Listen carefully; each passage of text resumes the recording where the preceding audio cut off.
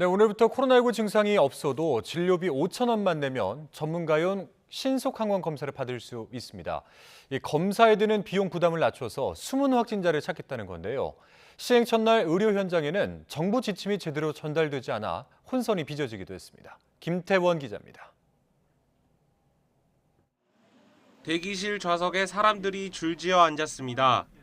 전문가용 신속항원 검사비가 면제된 첫날, 시민들이 검사를 받으러 병원을 찾은 겁니다. 기존에는 확진자와 접촉했더라도 증상이 없다면 많게는 6만 원에 달하는 검사비를 내야 했습니다. 하지만 이제는 건강보험이 적용돼 무증상 접촉자도 의원 기준 진료비 5천 원만 내면 검사를 받을 수 있습니다.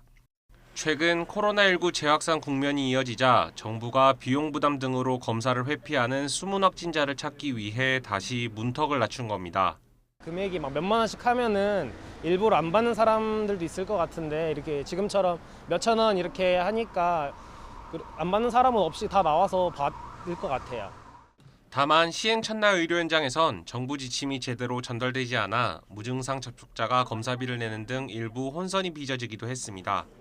날에서 하는 게 수시로 바뀌어가지고요. 바뀐 지 얼마 안 됐는데 무증상자는 그 자비 부담을 하게 돼 있어요. 저희가 일반 의료기관에 직접 안내하고 그렇진 않잖아요. 회사에다가 잘 안내해달라고 얘기를 하든지. 그동안 재택치료를 받아온 확진자들에 대한 관리 지침도 달라졌습니다. 60살 이상 고령층과 면역 저하자 등 고위험군 환자들을 대상으로 매일 전화를 걸어 상태를 확인하던 모니터링을 중단한 겁니다.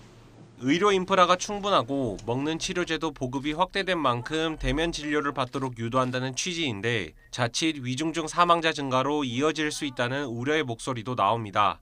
모니터링하거나 간병을 할 수 없는 고령층의 경우에는 연락조차 못하고 집에서 변을 당할 가능성도 완전히 배제할 수는 없다고 보기 때문에 방역당국은 고위험군 환자의 경우 해열제를 복용해도 고열이 계속되거나 가슴이 뻐근해지는 등 증상이 심해지면 24시간 의료상담센터로 연락해 진료를 받고 위급한 상황에선 신속히 119에 연락해달라고 당부했습니다.